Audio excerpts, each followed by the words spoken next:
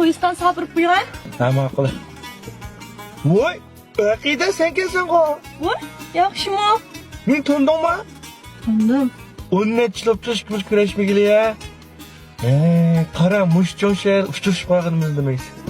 Shundigina pek uzoq vaqt ketibdi ha. Qanday opamiz, dadamiz tinchlikdi ha. Shunday bak kichik vaqtimda chechangni bir tatib qo'ysam, dadam meni butun mal surib qo'g'lab ketgan. Dadam ketib qoldi. Abla, kechirgan juma yaran tatlab qo'yibdi. Hech qisi yo'q. Burun pek yaxshi diye. Rostga aytsam og'usini ko'rib, burun vaqtlarimni eslab qoldim.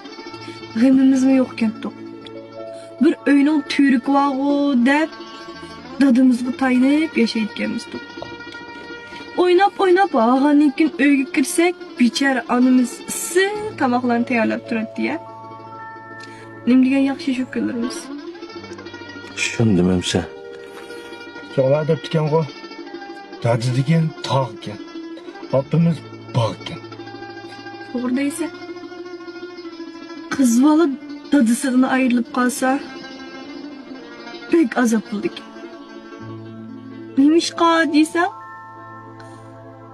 Uyamda yulindigan bir tig'im bor deb yashaydim. Akilaydim. Gap qisgaplarga unmaydim. Hozir o'ylasam shunda pushaymon qildim. Dadamni menga mangu hamroh bo'ldi deb o'ylagandim, lekin o'zimni o'ylab boqmagan. Bundoq tuyuqsizlik ketib qoladi. Hozir bo'lsa-chu qattiq shiqilsam, yulaydigan dadam yo'q.